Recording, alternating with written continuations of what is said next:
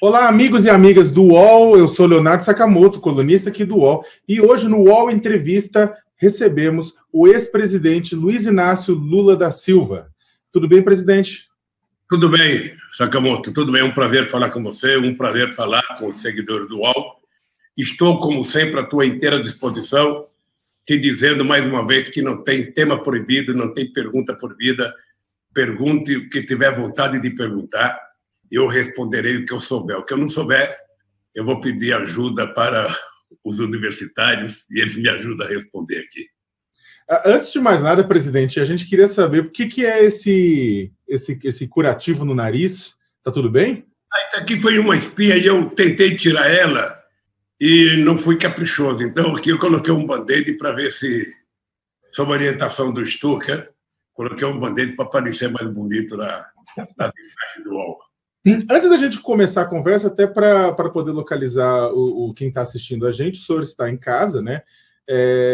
A gente queria saber como é que o senhor está cuidando. O senhor está cuidando da quarentena? Está em quarentena, né? O que o senhor está fazendo contra o coronavírus? Eu sei que o senhor é diabético como eu. O senhor tem 74 anos, né? Está respeitando a quarentena?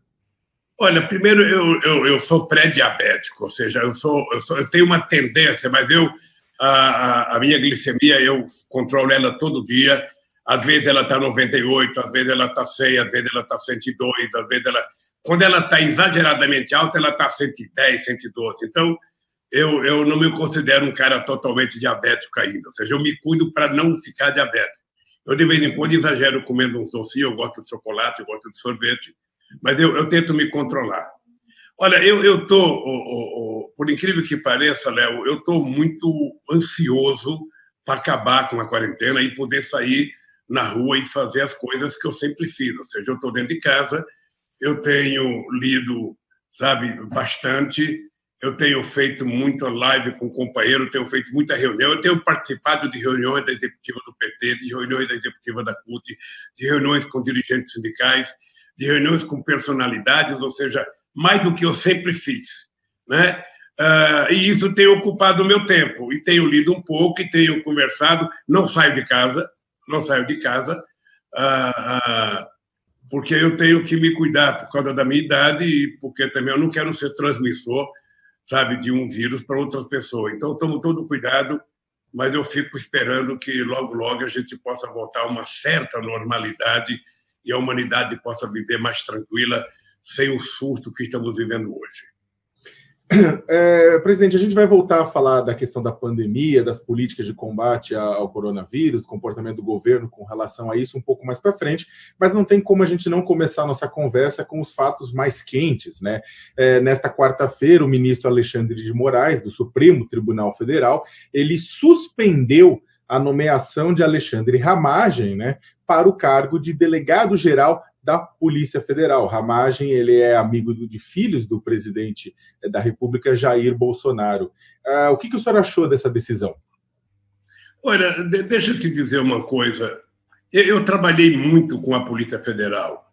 Foram 8 anos de trabalho junto com a Polícia Federal. Eu tive 2 ministros importantes. Eu tive o Marcelo Tomás Baixo no primeiro mandato, eu tive o Tasso Genro no segundo mandato. No final, ele saiu para ser governador, eu tive um outro companheiro, e a minha relação com a Polícia Federal sempre foi uma relação muito institucional. Se você perguntar para qualquer delegado da Polícia Federal, ou para qualquer pessoa que mantém relações com a Polícia Federal, você vai perceber que eu sempre tive um profundo respeito pelas instituições. Não é que eu não acho que o presidente da República não deve indicar. Não é que eu não acho. O presidente da República indica um ministro, ele pode indicar um delegado, ou seja, de comum acordo com o ministro, eu não vejo nenhum problema. O presidente da República tem mais autoridade para indicar um delegado do que um ministro, né? Afinal de contas, foi o presidente da República que foi eleito. O que é importante é que você trata a instituição de forma republicana, ou seja, a instituição não é um instrumento do presidente da República. A instituição é um instrumento do Estado brasileiro. Aí vale para a Polícia Federal, vale para a Receita Federal, vale para o Ministério Público, vale para as Forças Armadas, ou seja, essas instituições, ela tem que ser, sabe, tratada republicanamente, porque não pode um delegado estar a serviço de um presidente da República ou a serviço de um ministro. Ele tem que estar a serviço, sabe, da lei, tem que estar a serviço da Constituição e a serviço do Estado. Mas eu acho que a troca de um delegado não pode ser nenhum absurdo. Outro dia eu estava lembrando aqui as pessoas, que as pessoas não podem ter memória curta, sabe? No caso do Fernando Henrique Cardoso, ele, naquela denúncia das Ilhas Caimã, de 98, ele trocou o delegado que estava investigando o caso. Foi um escândalo na época, mas ele trocou. Sabe? Veja, o fato do delegado ser amigo do Bolsonaro, é preciso provar o seguinte: tem alguma relação suspeita? Se tiver uma relação suspeita, eu acho que, então, para o bem da própria instituição, é importante que não seja indicado alguém que tem um compadrio, sabe, com o presidente da República ou com a família do presidente da República. Mas eu acho que não pode ser uma guerra a troca de um delegado da Polícia Federal. Não pode ser uma guerra. Presidente, nesse sentido, em 2007, o Moro não prestou conta para ninguém. O Moro não prestou conta para ninguém quando ele montou a turma de Curitiba dentro da Polícia Federal. Eu conheci o Valeixo antes dele ser o diretor-geral. Ele era o secretário executivo do diretor-geral do Zé Eduardo Cardoso. Sabe? Então, veja, eu não acho que esse é o problema maior. Eu acho que o problema maior do Bolsonaro é a falta de capacidade de governança, sabe, desse país que ele está demonstrando. Presidente, mas o senhor falou com relação ao próprio presidente Fernando Henrique, nas trocas. Em 2007, o seu governo ele substituiu Paulo Lacerda, que estava na direção geral da Polícia Federal, por Luiz Fernando Correia. E muitas pessoas agora lembraram desse episódio, comparando esse episódio da substituição do Valeixo pelo Alexandre Ramagem, dizendo que o Lacerda, na época, saiu porque ele não repassava informação ao governo.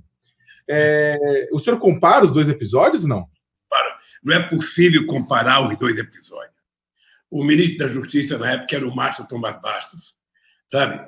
E estava na hora, sabe, de fazer uma mexida, sabe, na Polícia Federal, porque o Márcio Tomás Bastos ia sair da Polícia Federal, ia sair do Ministério, e era um cara indicado por ele. Então, o Márcio Tomás Bastos achava que era importante que houvesse a troca do Márcio Lacerda para uma pessoa, sabe, que não tivesse a relação que tinha com ele. O Paulo Lacerda era a indicação do companheiro Márcio Tomás Bastos, porque ele tinha assessorado o pessoal do impeachment do Collor, e o Márcio Bastos trabalhou muito com ele. E o Lacerda teve toda a liberdade que quis para trabalhar, o Luiz Fernando teve toda a liberdade que quis para trabalhar, porque eu sempre achei que as instituições têm que ter liberdade para fazer com que o Estado brasileiro seja cada vez mais democrático e cada vez mais respeitado. Eu até citei um caso, até o Tassos citou um caso, sabe, de uma apreensão e busca na casa do meu irmão Vavá, que já morreu. Eu fiquei sabendo com 11 horas de antecedência, porque eu estava na Índia, quando a Polícia Federal ia fazer uma investigação na casa do meu irmão, e eu disse para o Tarso Genro, o companheiro Tarso, é o seguinte: se eles estiverem cumprindo a lei, que cumpra, porque não é o irmão do Vavá que ficou sabendo, é o presidente da República, então que se cumpra a lei. Foram lá, revistaram, fizeram coisas indecorosas na casa do meu irmão, achava que o meu irmão sabia lidar com o computador, meu irmão nunca tinha aberto o computador, levaram o computador da minha sobrinha, reviraram as gavetas dela com certas provocações, e quando eu voltei, tratei isso com muita normalidade. Até eu estava meio puto com a falta de respeito que alguns agentes tiveram com a minha sobrinha, mas eu resolvi não transformar um caso pessoal que envolvia o meu irmão num caso político. É assim que tem que ser. Em março de 2016, presidente, o ministro, é um episódio que ficou marcado na história recente do país, o ministro Gilmar Mendes ele suspendeu a sua nomeação como ministro-chefe da Casa Civil de Dilma Rousseff, alegando o mesmo argumento que agora foi usado por Alexandre de Moraes para suspender a nomeação de Alexandre Ramagem, né, desvio de finalidade. Naquele momento, né, o PT, o senhor, todos consideraram a decisão injusta, né, da suspensão. Qual que é a diferença entre ambas? Eu, na época, não falei nada, Sakamoto. Você não vai encontrar uma frase minha na época contra a decisão do Gilmar, mesmo eu achando que estava errada. A indicação de um ministro é papel do presidente da República, não pode um único juiz da Suprema Corte tomar a atitude de evitar. Alguns dias depois veio o golpe e o Wellington Moreira Franco foi indicado e ele tomou posse. Ninguém vetou. Então, o que nós não podemos permitir, Sakamoto, é que as instituições ajam politicamente. É isso que nós não podemos permitir. As instituições não têm o direito de agir politicamente. É essa a divergência que eu tenho com o Moro como juiz. Não é por causa do combate à corrupção, não. É porque o comportamento dele nunca foi de juiz, no meu caso. Isso está provado na minha defesa, isso está provado no Intercept, isso está provado com a ida dele para o Ministério. Esse é o problema. As instituições não podem perder de forma alguma a sua republicanidade. Então, só para reforçar, o senhor não considera, então, o senhor considera que, no caso, a indicação, o presidente tem que ter liberdade de indicação de qualquer pessoa, então? É lógico, se ele não indicar um cara que comprovadamente cometeu um crime, um cara que comprovadamente roubou, ou seja, é da indicação do presidente. Inclusive, esse mesmo presidente que indica um delegado é o presidente que indica um ministro da Suprema Corte para o Senado. E o Senado referenda. Você percebe? Eu acho que eu não sei qual é o crime que o delegado cometeu. Sabe? Eu não sei. Se ele cometeu algum crime, algum desvio, algum ilícito, obviamente que ele não poderia mesmo assumir a delegacia. Mas é preciso que a gente seja preciso, porque um dia você pode ser presidente da República, Sakamoto, e você pode querer indicar uma pessoa que você conheça para um cargo e alguém vai dizer que não pode indicar. Então, que a pessoa prove que o delegado tem um crime cometido, tem um ilícito. Aí sim, ele está correto. Presidente, o senhor falou, bem, você citando, vamos entrar na questão do ministro, agora ex-ministro e ex-juiz federal Sérgio Moro, que o senhor já citou, né? O Sérgio Moro, no discurso de demissão dele, na última sexta-feira, disse, né, ele disse e repetiu, né, mais de uma vez no discurso, que o seu governo e o governo da ex-presidente Dilma Rousseff não interferiram na Polícia Federal, como o atual governo, como o governo Bolsonaro, o que possibilitou, na avaliação dele, o combate à corrupção. O senhor concorda com ele? Sakamoto, isso só demonstra o mau caratismo do Moro. O Moro utilizou o PT para poder atacar o Bolsonaro. Ele, que foi o lambe-botas do Bolsonaro até o dia que saiu. Ele, para ser honesto, ele poderia ter dito não apenas que nós cuidamos da Polícia Federal bem, ele poderia dizer que nós cuidamos do Ministério Público bem, que eu fui o único que garantia autonomia para todos os indicados no meu governo, e a Dilma garantiu no governo dela para os procuradores gerais. Ele sabe que nós, sabe, em nenhum momento tentamos travar ou dificultar qualquer investigação feita nesse país. Ele sabe disso, ele poderia ter dito isso. Ele poderia ter dito, olha, eu quero inclusive pedir desculpa pelo julgamento do Lula. Ele poderia ter dito, eu sou mentiroso, eu estava julgando politicamente, o Lula não cometeu crime, o apartamento não é do Lula. Eu inventei aquela história e como eu não tinha crime para condenar o Lula, eu disse, sabe, que a condenação dele era por crime indeterminado, ou seja, quem fala crime indeterminado não sabe que crime que eu cometi. E mesmo o Dallagnol, que foi um mentiroso mordaz, sabe, que por detrás disso queria criar um fundozinho, sabe, para juntar uns 3 bilhões de dólares para criar uma fundaçãozinha, esse cidadão não foi em nenhum depoimento que eu fui prestar. Ele poderia ter ido, ele não foi. Por quê? Porque depois de mentir 1h30 na televisão com o PowerPoint, ele descaradamente deveria ser exonerado naquele dia, sabe? Em benefício do serviço público brasileiro, ele diz o seguinte, olha, o Lula é tudo que não presta, mas não me peçam provas, eu só tenho convicção. Olha, como é que pode alguém que vive por conta do Estado, alguém que recebe dinheiro do Estado, alguém que existe para garantir que o Estado seja republicano, ser tão cínico e tão mentiroso? Sabe? E é isso que está, sabe, que eu estou respondendo o processo até agora. Então, eu acho que tem uma coisa, o Sakamoto, que eu dizia ao Zé Dirceu, e eu dizia a Dilma, quando a Dilma assumiu o lugar do Zé Dirceu, não acreditem que existe ministros fortes. quando a imprensa criar a ideia que o ministro é forte, ele cai. O ministro não pode achar que ele é mais importante do que um presidente da República. Mas ele cai por causa disso?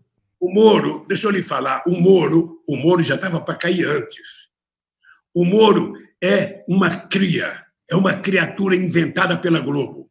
Porque quando a Lava Jato foi instituída, o seu Moro visitou a redação de todos os jornais, visitou a redação de todas as revistas, visitou a redação de todos os jornais de televisão para dizer o seguinte, sabe, eu preciso de apoio da imprensa, então a imprensa tem que condenar antes, quando a imprensa condenar, fica muito fácil eu fazer o julgamento que eu faço. É isso que aconteceu. Mas, obviamente, que já havia sinais há muito tempo de que havia um conflito entre o Moro e o Bolsonaro, porque o Moro, de vez em quando, parecia que queria ser mais importante. Ele só queria comer a carne, ele não queria comer o feijão e o arroz. Sabe? Ele só queria o bolo dele, não queria o ônus da tarefa. Percebe? E isso não dá, isso não vinga. Não vinga. Sabe? Então, ministro, outro dia eu estava comparando com a Hillary Clinton e o Obama. Você está lembrado que teve uma pesquisa em que a Hillary Clinton aparecia com muito mais popularidade do que o Obama. E eu dizia para meus companheiros, ela não se mantém no cargo. Ela vai cair, porque não é possível o ministro achar, sabe, que ele pode ser mais importante que o presidente da República. Presidente, mas o senhor está colocando dessa forma, teve algum caso durante os 8 anos do seu mandato em que aconteceu exatamente isso? Não teve caso. Eu estou falando é que o ministro não pode acreditar que ele é forte. O Moro é um juiz medíocre. Ele sequer atende a gente no depoimento olhando na cara da gente. Ele fica de cabeça baixa. Ora, o Moro é o resultado de 20 minutos todo dia no Jornal Nacional, enaltecendo ele, sabe, inflando ele e culpando os inocentes, como o meu caso. Então, é o seguinte, o Moro achava que, estando no ministério, ele poderia, sabe, ser mais importante que o presidente, e não é. E foi por isso, na minha opinião, que ele caiu. Foi por isso que ele caiu. Ou seja, e está cheio de casos na história do Brasil, tem gente que cai para cima. Ou seja, eles vão me tirar, então eu vou sair atacando, eu vou sair acusando, eu vou sair atirando. É assim. E é o papel do Moro. Eu sinceramente acho, o Moro não tem estatura política para ser ministro da Justiça. Ele não tem estatura política. Tá, o Moro sem a toga não é ninguém. Tá, é isso que ele vai aprender agora. De qualquer maneira, presidente, o senhor falou que ele não tem estatura política para ser ministro da Justiça. Agora, contudo, ele deixa o governo Bolsonaro com um índice de popularidade de aprovação maior do que o próprio presidente Bolsonaro. O senhor não acha que ele é um nome forte para a disputa à presidência da República em 2022? Olha, eu não sei, ele pode ser. Eu quero ver se ele está preparado para fazer o papel que um candidato a presidente tem que fazer. Uma coisa é você ter a proteção da toga e falar o que você quiser sem poder ter retrucado. Outra coisa é você participar de debate, é você enfrentar a rua. É isso que eu quero ver se ele está preparado. Sabe? É isso que eu quero ver se ele está preparado. Não é um pensamento único. Ele vai ter que ouvir o pensamento da rua. Depois, a pesquisa do opinião pública ela é muito importante, mas ela retrata o momento da fotografia que foi tirada da pesquisa. Ô, Sakamoto, todas essas pessoas que estão bem na pesquisa têm que saber o seguinte. Eu sou o único presidente na história da democracia do mundo que deixei a presidência depois de 8 anos com 87% de bom e ótimo, 10% de regular e 3% de reimpresso. Se eu somar, como os políticos somam, o bom e ótimo com regular, significa que eu saí com 97% de aprovação. Eu só era desaprovado no Comitê dos Tucanos. Então, as pessoas não podem se iludir com pesquisa. As pessoas não podem se iludir com pesquisa. Sabe? O cara que tem 60% de aprovação hoje, ele pode ter 0 amanhã. Você percebe? O Moro não tem trabalho prestado à sociedade como juiz. Sabe? Ele sequer toca no caso do Banestado, ele toca na relação dele com o doleiro que foi o porta-voz das mentiras para ele. Ele se quer. Sabe? Então, eu acho que, igual o Moro, deve ter uns 500 advogados no Brasil muito mais preparados para ser ministro da Justiça.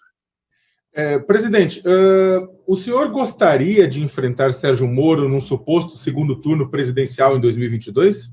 Eu gostaria de enfrentar num primeiro, sabe? Porque eu acho que ele não irá para o segundo turno em nenhuma eleição que tenha debate. Sabe, deixa eu te falar uma coisa, Sakamoto. Eu respeito as pessoas, eu sinceramente acho muito difícil discutir 2022. Eu fico olhando a minha vida, eu já fui longe demais, eu já fui o que eu jamais imaginei ser.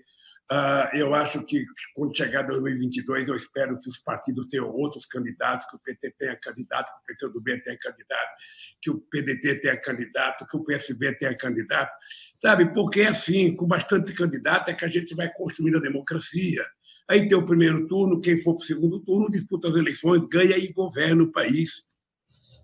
Eu, sinceramente, Sakamoto, eu vou estar com 77 anos quando chegar outubro de 2022. Sabe?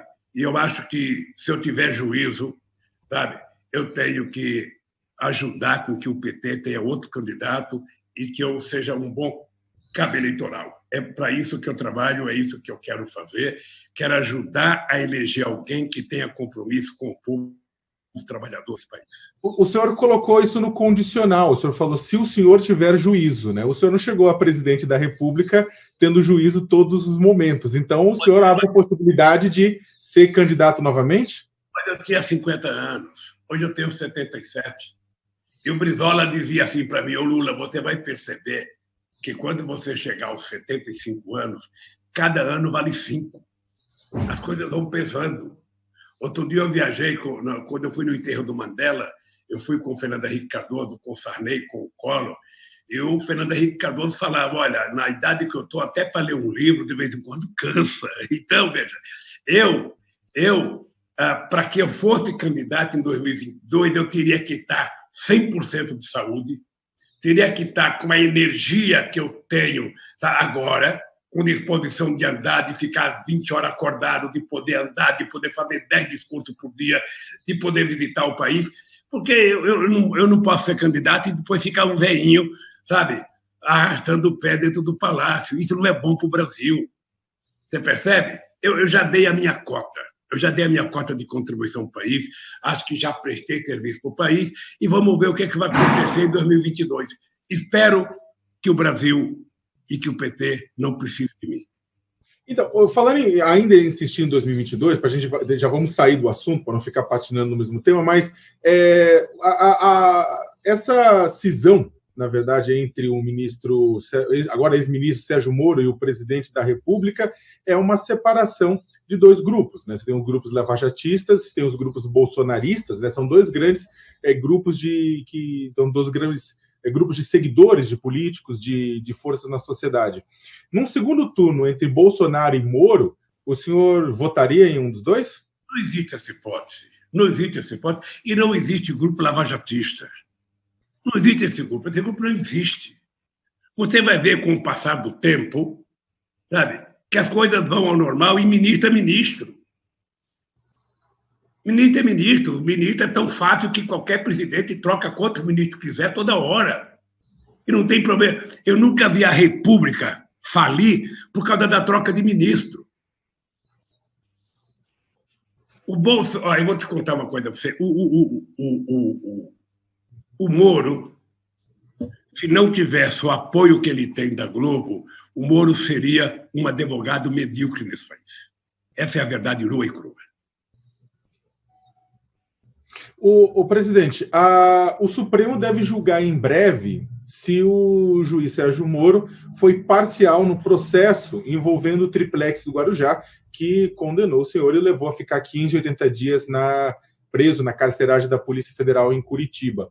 A pandemia deve atrapalhar a análise? Como é que é a perspectiva?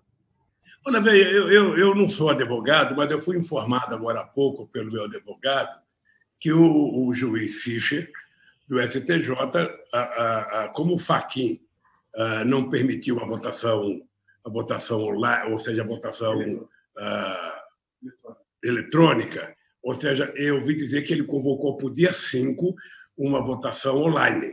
Ou seja, os juízes vão se manifestar, sabe, numa rede, o advogado vai poder falar.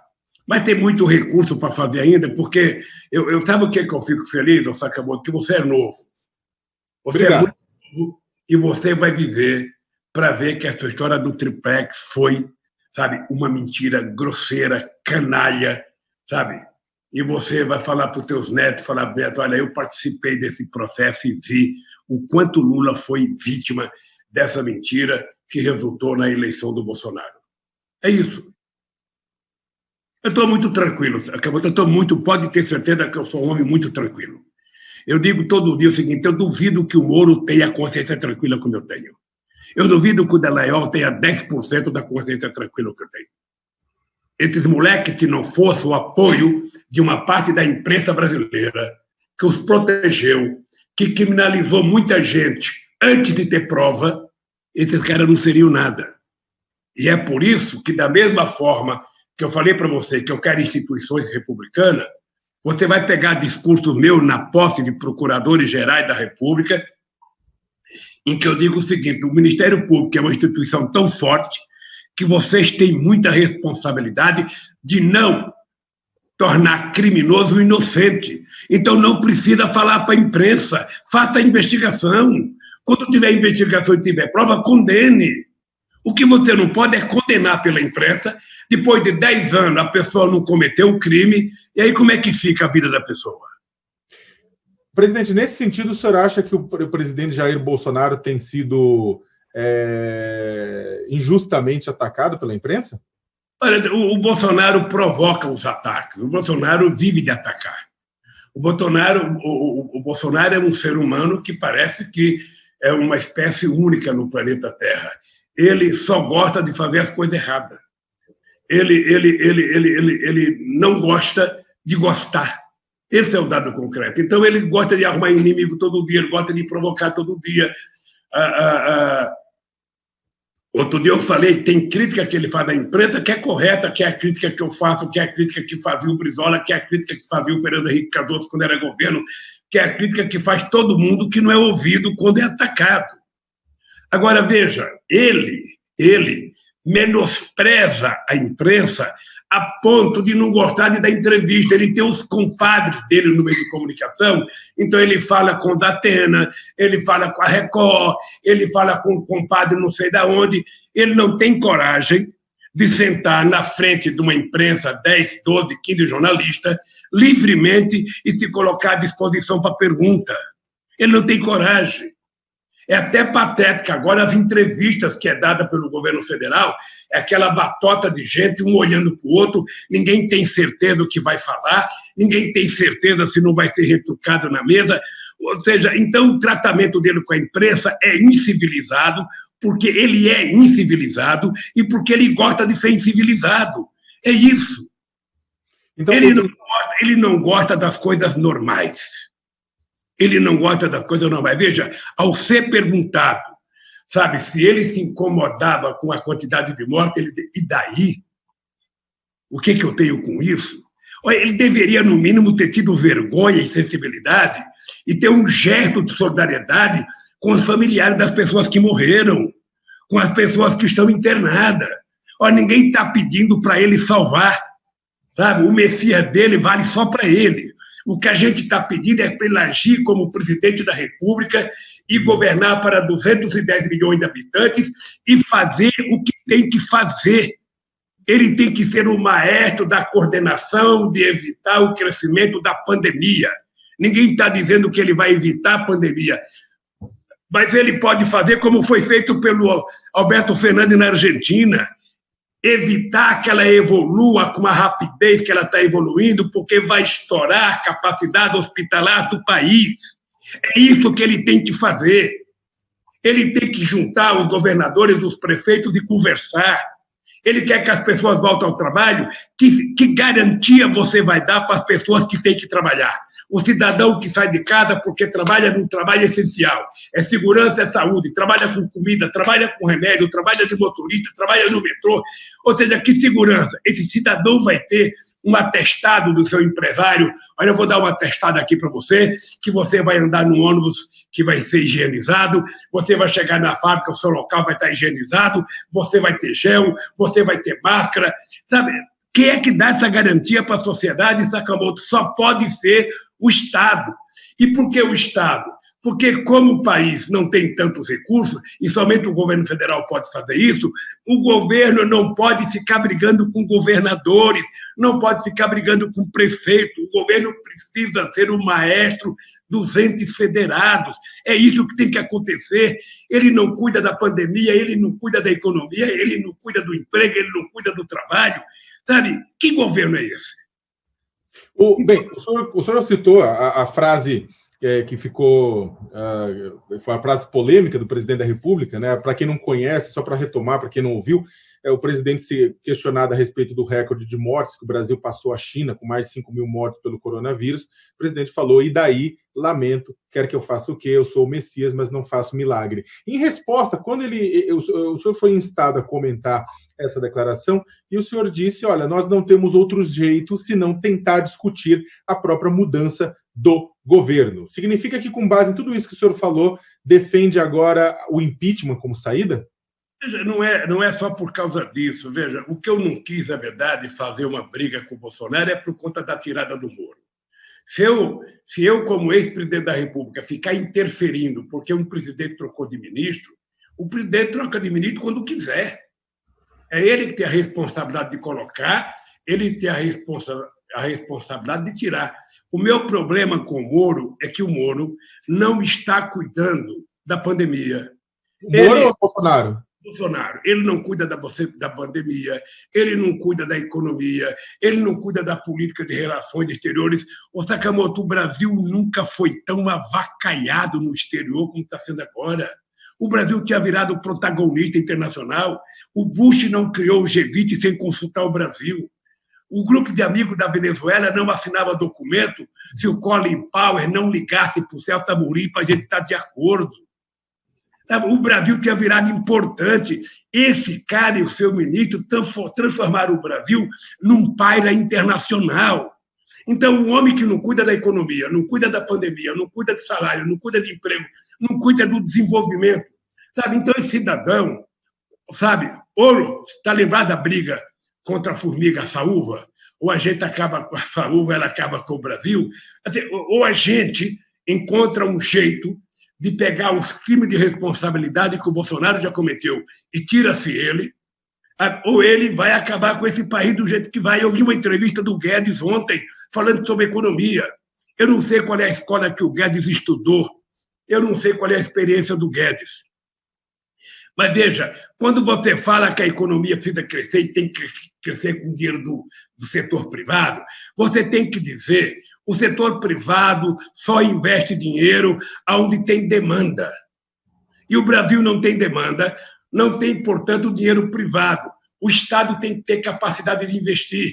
O investimento vai gerar emprego, o emprego vai gerar produção, a produção vai gerar consumo, e aí você liga a roda gigante da economia para funcionar. Nada disso está acontecendo, Sakamoto. Da onde viria esse dinheiro, presidente?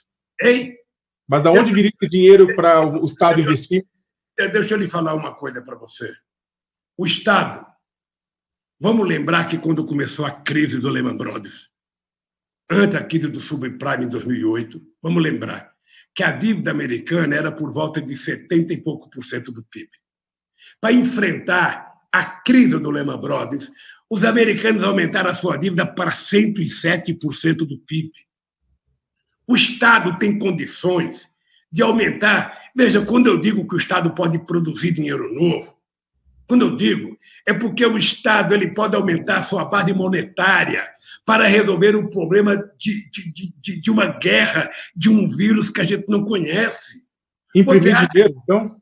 Hein? Eu acho que tem que imprimir dinheiro, sabe? Esse imprimir dinheiro não vai rodar a inflação, porque o consumo está quase zero, sabe? E depois que a gente resolver o problema da guerra, a gente vai resolver o problema do Brasil. Veja, você acha que o Roosevelt, quando teve a Segunda Guerra Mundial, que os Estados Unidos estavam numa crise medonha, foi a Segunda Guerra Mundial que salvou a economia americana. E o Roosevelt, sabe, investiu milhões para produzir avião, para produzir tanque, para produzir navio. Você acha que a Inglaterra estava preocupada com, sabe, o gasto interno para se livrar da Alemanha? Mas, sabe, o Sakamoto, outro dia eu brinquei, tem um livro, uma tese de um professor da Universidade Federal do Rio de Janeiro, que diz o seguinte: na Guerra do Paraguai, o Brasil gastou o equivalente a 11 orçamentos da época. Você percebe? Primeiro você tem que se livrar do inimigo. Primeiro você tem que ganhar a guerra. Primeiro você tem que derrotar o coronavírus. Depois nós vamos discutir como retomar o crescimento desse país. Só que aí a pergunta, presidente, só que aí retornando, desculpa retomar a pergunta, mas é que ficou em aberta, derrotar o coronavírus, depois retomar o país. O senhor acha que essa retomada é possível fazer com Jair Bolsonaro ou o senhor defende o impeachment de Jair Bolsonaro? Eu acho que ele não tem condições de governar. Eu acho que ele não tem. Veja, ele faz questão de dizer que não quer discutir economia.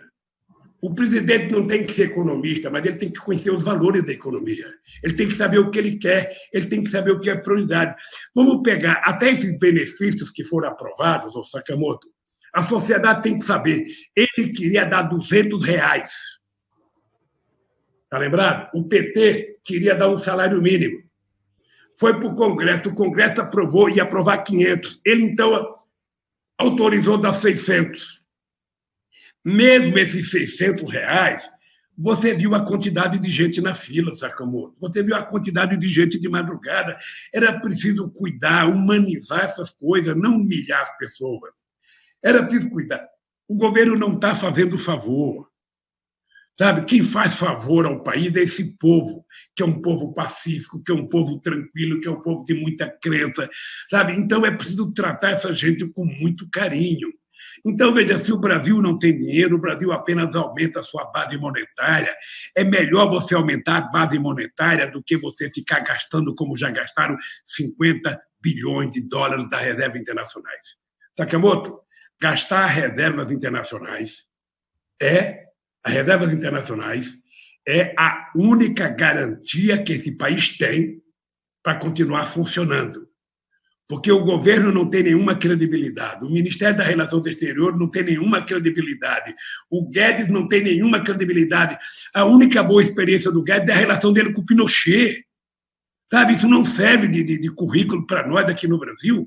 Ora, então, essa gente tem que saber o seguinte: se nós acabarmos com a nossa reserva, esse país vai quebrar, verdadeiramente quebrar. Então, é muito melhor você aumentar um pouco a base monetária nossa, rodar dinheiro e resolver o problema para enfrentar o coronavírus, colocar dinheiro em pesquisa, pedir para o nosso laboratório fazer pesquisa quanto for necessário, sabe? Salvar o nosso povo e depois, então, vamos sentar, sabe, com toda a sociedade brasileira, com o Congresso, com os sindicalistas, com os especialistas, com os economistas, falar: vamos reconstruir o Brasil no outro patamar. Presidente, o Brasil não pode continuar como está. É isso. Presidente, bem, eu vou insistir um pouco mais, porque é o seguinte: até agora, parlamentares são do PSOL, do PSB, da Rede, do PDT, eles protocolaram pedidos de impeachment, só para citar a oposição, até o Movimento Brasil Livre, também a direita pediu também o impeachment. Por que o PT, que é o maior partido da Câmara dos Deputados, está abrindo mão de fazer o mesmo? Sabe por quê? Porque, se depender de mim, veja, outro dia eu participei da direção do PT, não quis votar, eu me abstive de votar pelo seguinte: o PT, se a gente apresentar impeachment pelo partido, você vai partidarizar os impeachment. Então, eu preferia que o impeachment fosse feito por uma instituição, sabe? Tipo OAB, tipo CNBB, tipo CUT, tipo personalidades jurídicas, e não por um partido. Porque aí, quando chegar para votar no Congresso Nacional, o cara começa: mas é do partido tal, não vou votar. É do partido tal, não vou votar. Por isso que, por conta da nossa responsabilidade, E por muito cuidado, porque nós queremos de verdade discutir o impeachment, é que nós achamos que ele deveria vir de uma entidade da sociedade civil ou de várias entidades e não de um partido político. É só por isso.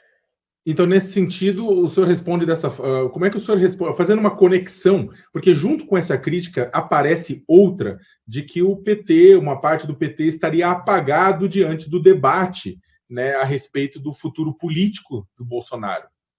Então, o senhor discorda também? Na verdade, o PT não tem que discutir o futuro político. O PT tem que estar preocupado com o Brasil. O PT tem que estar preocupado, sabe, com a sociedade brasileira.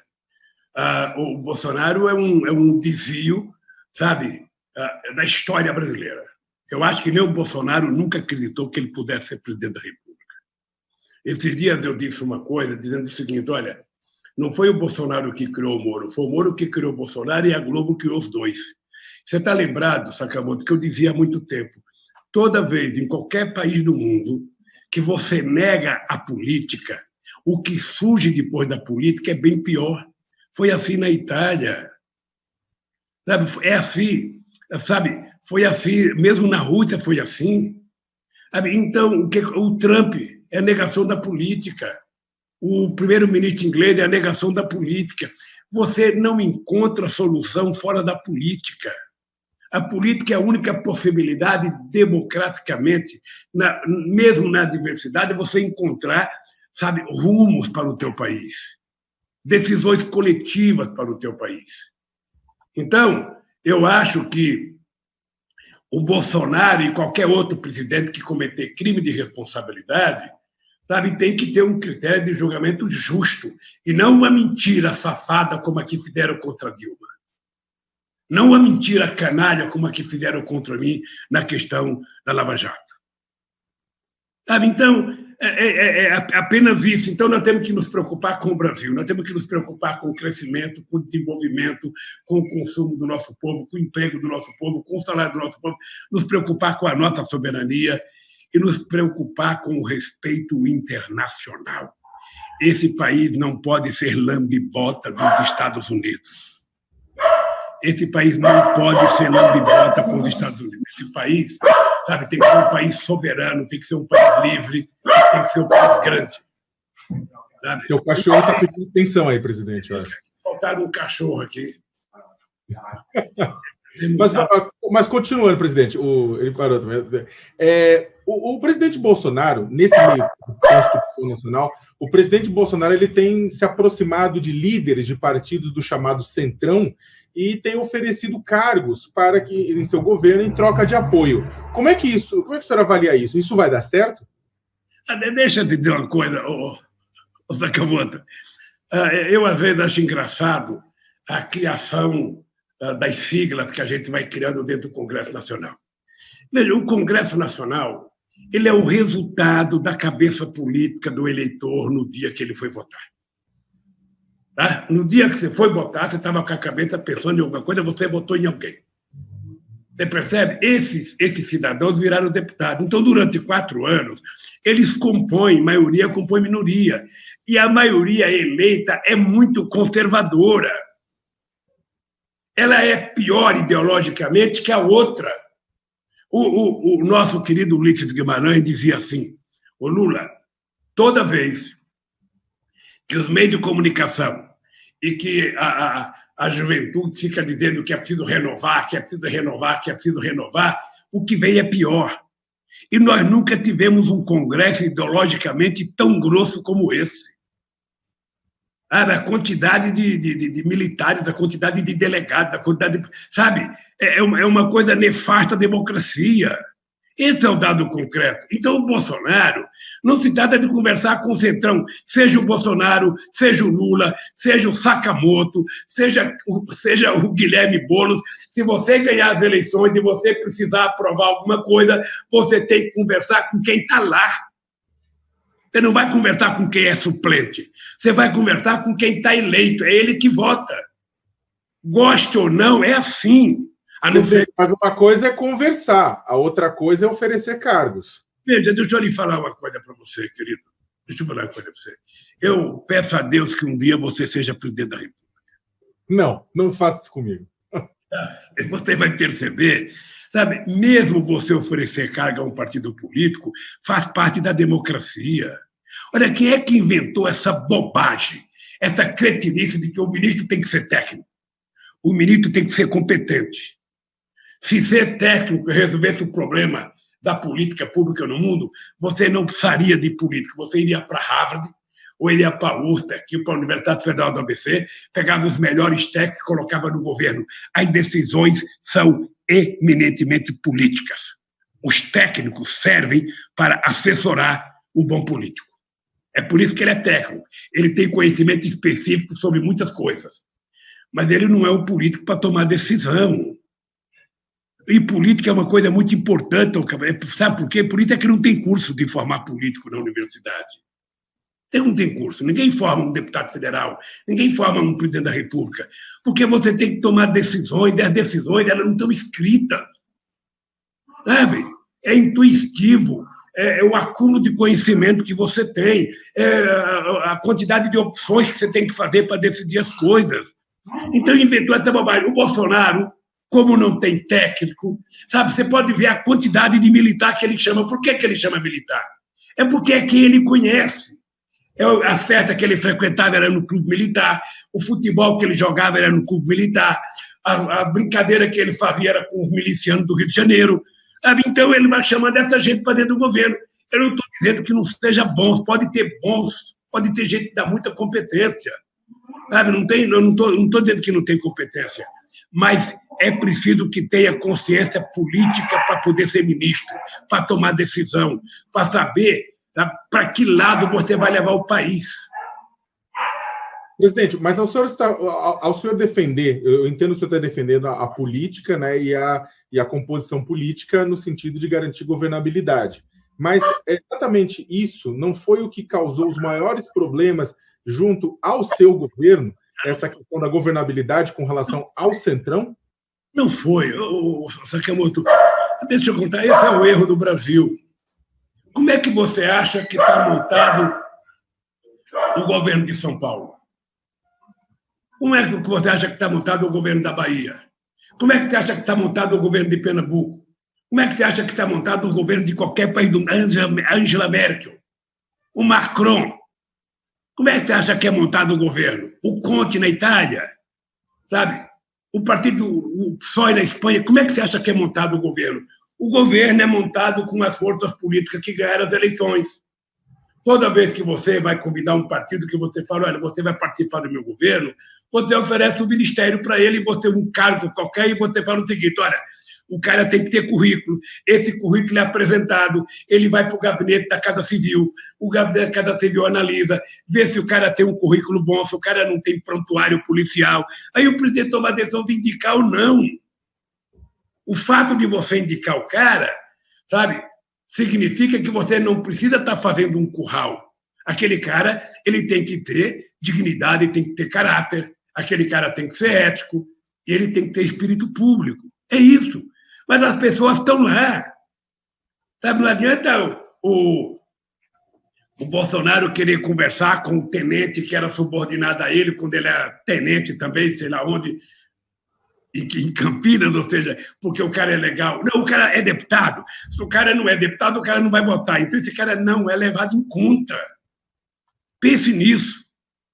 Presidente, nesse sentido, como é que o senhor vê o senhor falou com relação à ética, com relação a vários elementos. Como é que o senhor vê a aproximação de Roberto Jefferson, que foi pivô em toda aquela época do escândalo do chamado mensalão, ao governo Jair Bolsonaro, a aproximação do Jefferson, os afagos públicos de Jefferson? Mas é só você pegar o histórico dele. Você pega o histórico de determinadas pessoas sempre estarão do lado de quem estiver no governo. Pode pegar, historicamente é isso. Tinha um político famoso lá em Pernambuco, até um desses canalhas que foi prestar depoimento contra mim, não sei o que lá, Correia de Pernambuco, em que ele usava terno branco e Ray-Ban, e ele falava, você imagina que um cara que usa sapato branco, terno branco e Ray-Ban verde vai ficar contra qualquer governo? Eu estou do lado de qualquer governo, e assim tem um monte de político. Lamentavelmente, eu gostaria que não fosse assim. Eu gostaria que não fosse assim. Mas é assim. Lamentavelmente, é a política brasileira. E quanto mais a gente lê sobre a história do Brasil, Sakamoto, mais você percebe que isso é a cultura política brasileira. É a cultura, sabe, do beijamão, é a cultura do favor. Sabe, quando nós fomos trazer o Temer para o governo, eu até lembro que o Tarso Genro era ministro da Justiça, nós fizemos um acordo com o Temer por escrito. Quais eram os acordos pontuais das coisas que a gente queria fazer no país. Mas você não faz isso com todo mundo. Sabe, quando o governo está por baixo, como está o Bolsonaro agora, quase sem ninguém no Congresso Nacional, ele fica preso muito fácil. Ele arrota peru para a imprensa, mas como mortadela na relação dele com o Congresso Nacional, porque ele está fraco, ele não tem força. Então, ele vai ceder. Sabe? Deixa eu te falar uma coisa para você aprender na vida, Sakamoto. O Congresso Nacional não gosta de presidente forte. Um presidente que tem 87% de bom e ótimo, como eu, de 70%, sabe, como a Dilma tinha em 2013, não faz bem para o Congresso. O Congresso gosta de presidente fraco para poder pressionar o presidente. Nesse sentido, o Congresso prefere a manutenção de Jair Bolsonaro do que um eventual governo Hamilton Mourão? Eu não sei qual é a diferença do Mourão e do Bolsonaro. Os dois são militares. Um chegou a general, o outro foi expulso, porque tinha mau comportamento, mas virou chefe do general.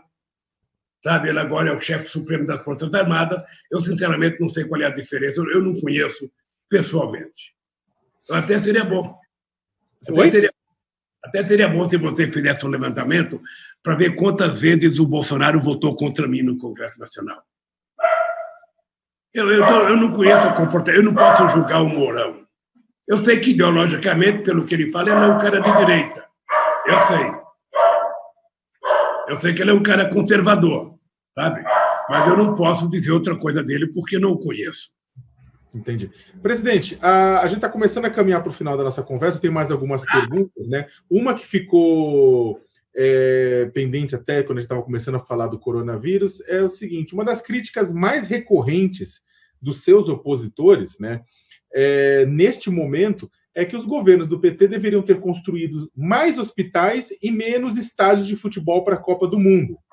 Ironicamente, inclusive, há estádios no Brasil que estão sendo usados para tratar doente por Covid, né, como é o caso do Pacaembu. O senhor se arrepende? Eu não. Deixa eu lhe falar uma coisa para você, querido. Primeiro, se esses meus opositores tivessem o mínimo de decência, eles iriam dizer que 63% de todos os leitos públicos nesse país foram construídos nos governos do PT. Eles deveriam ter a coragem de dizer que eles, para tentar prejudicar o PT, no final de 2006, eles tiraram 40 bilhões por ano acabaram com a CPMF, tirando promessa que eu tinha feito para eles, que todo o dinheiro iria para o SUS, eles tiravam esse dinheiro do SUS. É só você fazer a conta do fim da CPMF até agora, quantos bilhões e bilhões e bilhões deixaram de entrar no SUS. Esses mesmos que falam que o PT, sabe, não fez hospital, o PT sozinho fez mais que todos eles juntos. Eles tiraram os mais médicos, dizendo que o Brasil tinha muitos médicos, e agora a gente percebe que está faltando médico em muitas cidades pequenas. Eles agora colocaram um ministro da Saúde, veja que vergonha. Eu tenho orgulho do PT ter tido Padilha, ter tido Humberto Costa, ter tido o Quioro, ter tido o Temporão, sabe? De ministro. Esse cara colocou um cara, eu vi uma entrevista dele esse dia na televisão, ele me parece que nunca entrou numa UBS, ele parece que nunca entrou no pronto-socorro. Sabe? Me parece que ele é dono de uma empresa dessa de investimento. Sabe, negócio de oncologia, ou seja, eu acho, eu não sei se ele um dia já consultou alguém. Ele me parece, todas as entrevistas dele, ele parece que não sabe nada do coronavírus. Ele não tem uma decisão. Quer dizer, como é que é possível? Então, deixa eu lhe falar uma coisa. Se tem uma coisa, o PT não fez tudo. Certamente o PT cometeu muitos erros, mas todos eles juntos,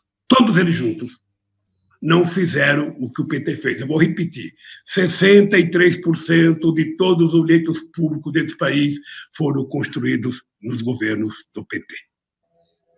É isso.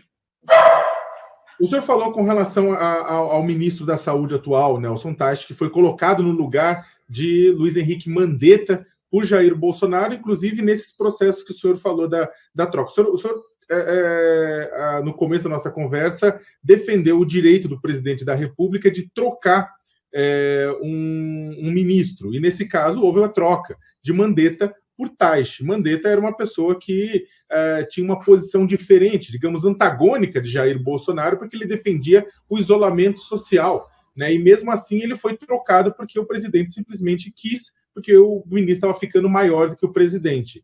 O senhor também concorda com essa troca? Deixa eu lhe falar uma coisa. Eu vou repetir, a gente não tem dúvida do que estamos conversando aqui. O presidente da República, eleito democraticamente para exercer um mandato, ele tem o direito de trocar os ministros que ele quiser trocar, a hora que ele quiser trocar. O que a sociedade espera é que o ministro, ao trocar um ministro que não está bem, ele troque por um melhor. O Bolsonaro não trocou o ministro Mandetta porque ele não estava bem. Aliás, o Mandetta, é importante lembrar, ele é médico, ele foi contra o mais médico, ele fazia parte de uma elite médica que era contra o mais médico. Ele foi melhorando na medida que o coronavírus foi crescendo, ele foi percebendo que a biografia dele poderia ficar arranhada se ele não avançasse no cuidado da coronavírus. Ali, quando ele começou, veja, porque nada do que eles prometeram na televisão chegaram. Ontem, na reunião do diretório do PT, teve vários governadores falando. Não chegou quase nada, eles falam, mas as coisas não chegam. Ou seja, se manda um caminhão, manda um caminhão sem roda, manda um caminhão sem eixo, manda um caminhão sem volante, ou seja, não é possível. Então, o Mandetta, quando ele percebeu que ia sair, ele resolveu, divergir do Bolsonaro. Aí sai por cima da cara, dizer que isso acontece na história de troca de ministro. Não é a primeira vez que os ministros saem atirando para sair com mais popularidade. Você está lembrado da briga da Aureliano Chaves com o Figueiredo? Você está lembrado? O Figueiredo foi viajar e o Aureliano ficou, e o Aureliano começou a falar um monte de coisa que o Figueiredo não concordava, ele ficou com o dobro de popularidade do Figueiredo. Depois ele foi candidato a presidente, acho que não teve 0,5% dos votos, em 89. Então, o presidente da República ele tem o direito de trocar os ministros. O que a gente espera é que sempre que você troca para melhor. Você troca para melhor. Por exemplo, ele deveria ter colocado o ministro da Saúde, eu estou repetindo, eu não conheço, então eu não quero fazer julgamento pessoal. Mas pelas entrevistas que a gente vê e assiste ele dá, ele me parece que desconhece o que é a saúde pública do Brasil. Ele trabalhava com fundo de investimentos. Ele é do ramo de ganhar dinheiro da saúde, ele não é do ramo de cuidar dos pobres. Esse é o problema. E é por isso, que eu acho que o Bolsonaro tem um profundo desrespeito com as camadas pobres da população brasileira, que não gosta, E vamos ver o que vai acontecer. Você sabe que eu sou um cara que eu gosto de respeitar as instituições, gosto de respeitar as pessoas que estão governando, mas eu acho que o Bolsonaro já passou do limite. Ele desrespeita as instituições, ele desrespeita a imprensa, ele desrespeita a sociedade, porque se tem uma coisa, como faz o William Bonner no Jornal Nacional, desculpe, ele, como presidente da República, ele deveria estar preocupado em dar palavras de acalento ao povo, orientação do povo. Ele quer que dizer, meu povo, pelo amor de Deus, é chato, mas use máscara. Se você vai ficar doente com máscara, sem máscara você pode ficar com muito mais facilidade. Lava as mãos sempre que possível, não vá a tal lugar aglomerado, não provoque. Eu tenho brincado, vou dizendo que esse vírus está para nós brasileiros como os soldados do Vietnã contra os Estados Unidos. Os Estados Unidos, que aquele aparato de militar, de avião, chegava nas selvas do Vietnã, não via nenhum soldado e achava que era fácil ganhar a guerra. Daqui a pouco estava o vietnamita tudo dentro de um buraco, orientado pelo general, Giap, ou seja, os americanos foram, derrotados e saíram com o rabo entre as pernas do Vietnã. Esse vírus está fazendo isso conosco, ele parecia nada, o presidente disse que era uma gripezinha, que o cara que é atleta como ele, sabe, ia tirar isso na urina, só faltou ele falar isso. Sabe? Mas não é assim, é uma doença desconhecida, todos os cientistas estão alertando a gente, então é preciso cuidar das pessoas, e esse é o papel do presidente da República, ele tem que cuidar das pessoas. E depois, se ele quer falar de trabalho, qual é a orientação que a gente vai dar para as pessoas que precisam trabalhar nesse país? Qual é a garantia que nós vamos dar para as pessoas que querem trabalhar? Qual é o compromisso dos empresários de garantir a segurança dessas pessoas? E, ao mesmo tempo, nós temos que garantir que as pessoas fiquem o mais tempo possível, sabe, no isolamento, para a gente evitar que a pandemia ganhe no Brasil as proporções que criou no país do mentiroso Trump. Presidente, para a gente finalizar, o 1º de maio, né? Hoje é dia 30 de abril, amanhã é 1º de maio, é dia dos trabalhadores e trabalhadoras. As 6 maiores, né, centrais sindicais organizaram um ato unificado nesta sexta, né? E convidaram um leque muito grande de políticos para falarem, né? Vai ser um ato digital, online, né? Então, teremos Rodrigo Maia, que é presidente da Câmara, Davi Alcolumbre, que é presidente do Senado, teremos Dias Toffoli, presidente do STF, foram pelo menos os nomes convidados, né? Ciro Gomes, os governadores Ciro Gomes, Wilson Witzel, do Rio de Janeiro, João Dória Júnior, Dilma Rousseff, Flávio Dino. E, dentre eles, o senhor e o ex-presidente Fernando Henrique Cardoso. Já faz algumas décadas que vocês dois não sobem no mesmo palanque, né? O que isso significa? Não significa nada. Deixa eu te falar uma coisa. O Fernando Henrique Cardoso ele foi designado pelo Montoro, na época presidente do PSDB, para subir no meu palanque no último comício da campanha de 89, no Pacaembu. O Fernando Henrique Cardoso era o coordenador da aliança com o PT. Eles só foram no único discurso meu, que era o final no Pacaembu. Ele não gostava de subir em palanque comigo, porque quando a gente estava na rua pela campanha das diretas, o seu Fernando Henrique Cardoso estava dando a volta por detrás do palanque e construindo com o Tancredo Neves o fim das diretas já e o avanço do Mudança Já. Porque naquela época, e a história precisa contar isso, naquela época, o seu Fernando Henrique Cardoso e o Tancredo conseguiram passar para os militares a ideia de que, se tivesse eleições diretas, o Ulisses Guimarães ia ser presidente. O Ulisses Guimarães era muito radical. Então, era preciso construir um acordo, e foi esse acordo que permitiu que o Tancredo Neves fosse concorrer ao colégio eleitoral. É isso que aconteceu. O Fernando Henrique Cardoso não é de subir no palanque comigo, não. Eu subi no palanque para ajudar ele em 78. Eu fui pedir para ele, os dirigentes sindicais ajudar ele, indicamos o doutor Maurício de São Bernardo como suplente. Mas quando ele assumiu o Senado no lugar do Fernando Henrique Cardoso, a primeira coisa que ele fez foi virar as costas para a gente. Então, veja, a CUT tem o direito de convocar quem ela quiser, a força sindical. Eu acho maravilhoso. Cada um vai fazer o seu discurso. É online mesmo, a gente não vai se ver. Sabe? O Fernando Henrique Cardoso certamente vai gravar na casa dele, eu estou gravando aqui. Aliás, vou gravar hoje o discurso do 1º de maio. O Rodrigo Maia vai gravar na casa dele, todo mundo vai gravar na casa, nós não vamos nos encontrar. E vamos ver, o povo vai medir a diferença entre nós pelos compromissos com os trabalhadores. Eu acho muito engraçado, eu quero ver o que alguns, depois do desmonte que fizeram do direito dos trabalhadores, depois de tentar desmontar a Seguridade Social, depois de criar, sabe, o desmonte no emprego formal, eu quero ver o que alguns vão falar para os trabalhadores. Então, mas eu acho que é normal, o movimento sindical está fazendo isso, é uma experiência nova, sabe? Mas eu tenho muito desencanto pelo Fernando Henrique Cardoso por 2 razões. Primeiro, porque ele não conseguiu sobreviver com o meu sucesso. Ele achava que ia ser um fracasso e, portanto, ele iria votar pelos braços do povo. Eu não fui o fracasso e ele não votou pelos braços do povo. Ele poderia ter compreendido e ter sido avalista desse meu sucesso. Ele não quis. Sabe? Depois, no caso da Lava Jato, ele em nenhum momento me defendeu. Ele sabe que eu sou honesto. Ele sabe que eu sou inocente. Ele deveria ter tido comigo o mesmo comportamento que eu tive com ele na denúncia das Ilhas Caimãs, que o Maluf queria fazer contra ele. Então, eu sinceramente, Eu não tenho nada pessoal contra ninguém, mas eu gosto de me respeitar, eu gosto de gostar de quem convive comigo me respeitando. É isso. Deixa eu só fazer uma pequena correção da minha parte, presidente. Eu falei que o governador João Dória e o governador Wilson Witzel participaria disso, mas foi uma falha, não deve participar. Até poderia participar.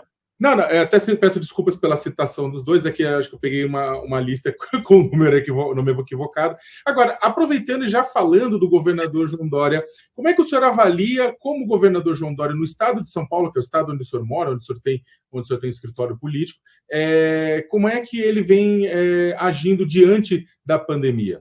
Veja, eu acho que ele tem se comportado de forma muito mais verdadeira que o Bolsonaro. Até porque o problema está mais perto dele. Eu digo sempre que o problema está sempre na mão do governador e na mão do prefeito, porque o Planalto está muito distante. Às vezes o presidente passa de avião por cima de tudo. E o Bolsonaro, eu não sei se você tem percebido, ele tem ido visitar poucas coisas da sociedade civil. Ele está inaugurando muita coisa militar.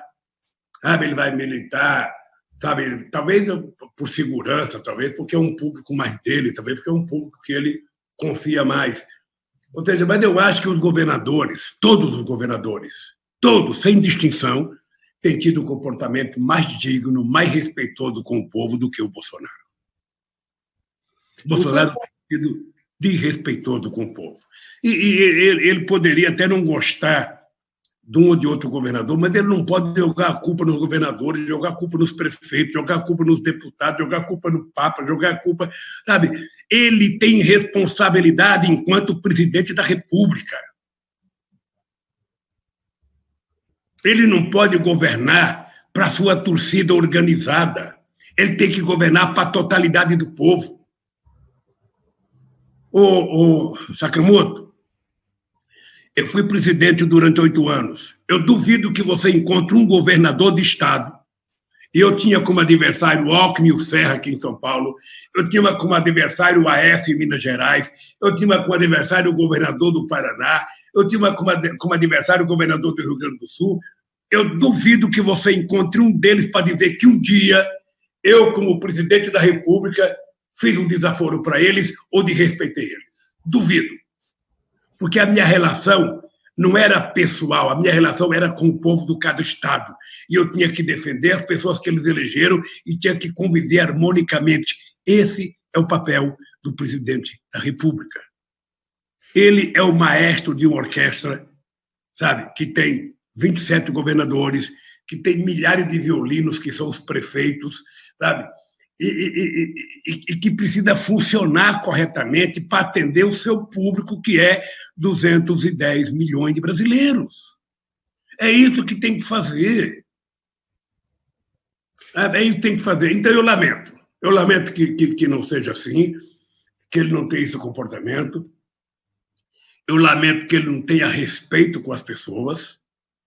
Ele não tem respeito pelo meio ambiente, não tem respeito pelo negro, não tem respeito pelo índio, não tem respeito pelas mulheres, não tem respeito pelos trabalhadores, não tem respeito pelas vítimas do coronavírus. Ou seja, eu, sinceramente, não sei quem que esse ser humano respeita. Presidente, só para finalizar, para a gente encerrar,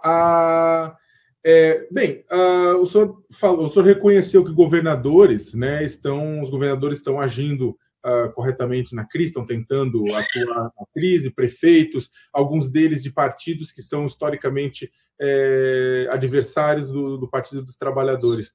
Fala-se muito, principalmente, não só na oposição, mas fala-se muito na sociedade civil, da necessidade de criar uma frente ampla democrática contra tentativas de autoritarismo por parte de mudanças autoritárias, né, no país, né, por ações por parte do governo.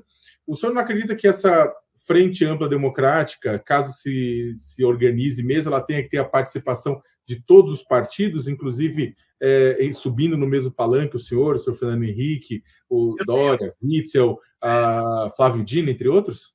Sakamoto, com todo respeito, sabe, pela pergunta e pelas pessoas, você está lembrado que houve um ato no Tuca, um ato que era denominado Ato pelos Direitos.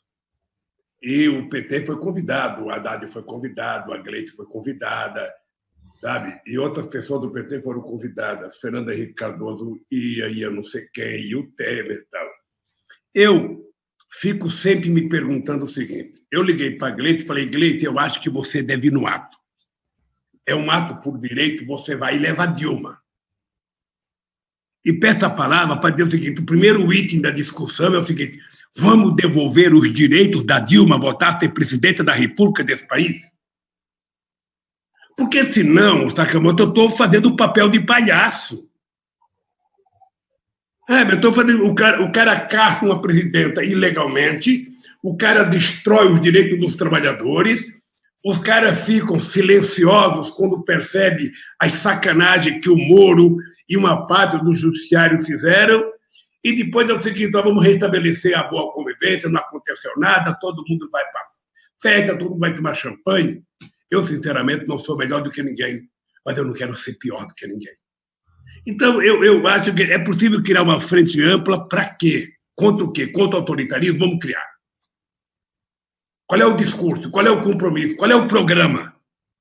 Porque se tiver contra o autoritarismo todos que derrubaram a Dilma, eu fico perguntando o que vem depois? O que vem depois?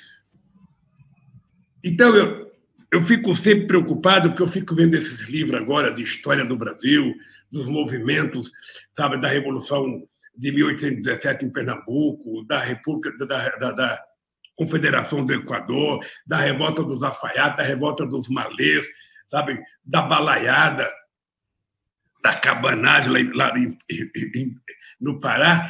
E eu fico vendo que toda vez que o povo começou a se organizar, que o povo começou a lutar, que o povo tinha chance de chegar lá, monta-se uma grande articulação, os de cima conseguem articular tudo e daqui a pouco os de baixo continuam embaixo. Então é o seguinte, se essa gente quer construir uma frente ampla, democrática, essa gente precisa respeitar a democracia. É só isso que eu quero, eu respeito a democracia. Não faça nenhuma mudança no mundo do trabalho sem conversar com os trabalhadores. Não façam política, sabe, de ajuda, sabe, à agricultura sem conversar com os trabalhadores rurais da agricultura familiar. Sabe? Vamos respeitar a sociedade brasileira, é isso. Ô Sakamoto, eu era presidente da República, eu fiz 74 conferências nacionais para discutir todas as políticas públicas desse país. Eu fiz congresso com LGBT, eu fiz congresso com os portadores de deficiência, eu fiz congresso com a comunidade negra, com a comunidade indígena, eu fiz conferência para discutir tudo. Foram mais de 5 milhões de pessoas que participaram da construção das políticas públicas, porque o Brasil não é meu. O Brasil é do povo brasileiro. E eu não sou o dono da verdade. Não sou eu que sei tudo. Sabe? Então, eu respeitei a ciência, eu respeitei a educação, eu respeitei a universidade. Sabe? Porque é assim que tem que ser o papel de um presidente. Sabe, quando o presidente senta naquela cadeira, ele não é dono da verdade, ele não sabe tudo. E todos os caras que pensam que sabem tudo não dá certo. É muito melhor você ouvir algumas pessoas. Então, Sakamoto, é isso que eu penso do Brasil. Você pode ficar certo que eu estou com muita vontade de brigar para restabelecer a democracia no Brasil. E quero repetir, restabelecer a democracia não significa necessariamente a volta do Lula à presidência da República. Não significa. Democracia pode existir muito bem. O que eu quero é recuperar os meus direitos políticos, porque os canalhas que me caçaram não têm a mesma dignidade que eu tenho, o mesmo caráter que eu tenho. Então, essa é uma coisa que eu aprendi com uma mulher analfabeta. Eu respeito muito isso. É só isso. Presidente, para finalizar, vou finalizar da forma que eu comecei, sobre a quarentena, né, que é tão importante. O que o senhor está lendo? O senhor estava comentando antes da gente começar a entrevista que o senhor estava lendo, botando leitura em dia. O que o senhor está lendo agora? O que o senhor recomenda? Agora eu terminei de ler 1808, Laurentino, terminei de ler, sabe, o livro do Lucas Figueiredo, Boa Aventura, sobre a questão do ouro, de 1690 a 1810. E agora eu estou lendo aqui, se tu quer segurar uma coisa aqui, eu vou te mostrar. Eu vou te recomendar. Acabei de ler isso aqui. É muito bom. Muito bom. A Escravidão, do Laurentino Gomes. Li essa aqui, que eu recomendo para você, que é extraordinário. Esse aqui, Um Defeito de Cor, de uma companheira chamada Ana Maria Gonçalves, que é extraordinário. Eu li na cabeça aqui. Mil e poucas páginas. Estou lendo essa aqui agora, do Laurentino, 1822. Vou começar a ler o Mago outra vez. Eu já li uma vez, mas acho que eu já esqueci. Eu vou ler outra vez o Mago aqui, do Fernando de Moraes, a história do Paulo Coelho. Sabe? E recomendo para você ler esses livros, porque são muito bons. Botei aqui, agora o Estuquinha vai colocar aqui. Sabe? Eu fico... E de vez em quando eu assisto um bom filme. Esse dia eu assisti O Milagre da Sala 13. Assista. Da Cela. O Milagre da Cela 7. Assista. Você vai gostar, Sakamoto. É muito bom. Sala 13 foi um lapso com o partido, hein? É Cela 13, é Cela 7. O Milagre da Cela 7. Assista que você vai gostar. Se você assistir com a sua esposa, vocês vão chorar os dois. O tempo inteiro. Presidente, eu quero agradecer em meu nome, em nome do UOL, da equipe do UOL. Muito obrigado pela entrevista. A gente acabou estourando a quantidade de tempo original, mas eu acho que foi muito proveitoso para todos. Deixa eu dar uma palavrinha só de um segundo, pedir um rodapé para você. Você sabe que eu sou um cara crítico à imprensa. Sabe? A imprensa nunca me tratou com o respeito que eu achei que deveria me tratar. Eu nunca reclamei, porque eu também acho que eu sou resultado da imprensa. Sabe aquele negócio, fale mal, mas fale de mim? Mas eu agora posso te dizer que, nesse caso do coronavírus, eu tenho elogiado muito a imprensa brasileira, porque ela tem prestado um serviço à população brasileira com muitas informações. Eu não me interesso no pensamento político, sabe, do editorial do jornal, mas eu acho que a imprensa tem sido muito digna na cobertura e na informação da sociedade. Com erros daqui, erros ali, mas eu acho que a imprensa está prestando um papel excepcional no combate ao coronavírus. Obrigado, presidente. Eu quero agradecer, como eu falei, agradecer em nome do UOL, agradecer em nome de todos. Eu tenho dois recados assim, rápidos antes de finalizar. Né? Aproveitando como ele foi tema, né? Durante a entrevista com o ex-presidente Lula, a produção do UOL entrou em contato com a assessoria de imprensa do ex-ministro, ex-juiz Sérgio Moro, oferecendo o mesmo espaço, né, ao vivo, mas, conforme a assessoria informou, o ex-juiz, aspas, não vai comentar, fecha aspas, o espaço aqui no UOL para uma entrevista com ele continua aberto. E um aviso, às 13 horas vai começar mais uma edição do UOL Debate. Né? Hoje, políticos e especialistas debatem os rumos das investigações sobre fake news. Presidente, muito obrigado novamente. Desejo saúde para o senhor e para a sua equipe. E um grande abraço a todos e todas. Obrigado a você, Léo, e parabéns ao UOL e parabéns a toda a tua equipe.